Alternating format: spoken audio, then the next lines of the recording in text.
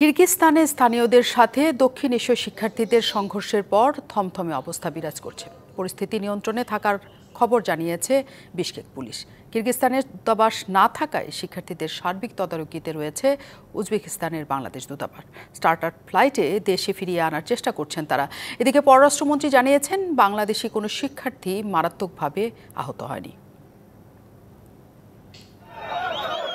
কিরগিজস্তানের রাজধানী বিশকেকে 13ই মে স্থানীয়দের সাথে মিশরীয় ও পাকিস্তানি শিক্ষার্থীদের সংঘর্ষ হয়। সংঘর্ষের একটি ভিডিও সামাজিক যোগাযোগ মাধ্যমে ছড়িয়ে পড়ে। এ নিয়ে শুরু হয় উত্তেজনা। পরবর্তী দুদিন স্থানীয়রা পুলিশের ভূমিকা নিয়ে প্রশ্ন তোলেন, করেন পক্ষপাতিত্বের অভিযোগ। সামাজিক যোগাযোগ মাধ্যমে একাধিক পোস্ট দিলে বাড়তে থাকে ক্ষোভ। এরই জেরে 16ই মে রাত থেকে দক্ষিণ এশীয়দের উপর হামলা চালাতে শুরু করে স্থানীয়রা।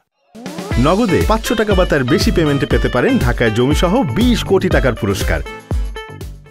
হামলার শিকার 130 শিক্ষার্থীকে দেশে ফিরিয়ে এনেছে পাকিস্তান। এ খবর নিশ্চিত করেছে পাকিস্তানের পররাষ্ট্র মন্ত্রণালয়। এছাড়া ভারতীয় শিক্ষার্থীদের সার্বক্ষণিক সহায়তা দেওয়ার কথা জানিয়েছে নয়াদিল্লি। হামলার ঘটনায় আতঙ্কে দিন কাটছে 800 বাংলাদেশি মেডিকেল শিক্ষার্থীর। পরিস্থিতির কিছুটা উন্নতি হলেও শিক্ষার্থীদের বাইরে না বের হওয়ার পরামর্শ দেওয়া হয়েছে।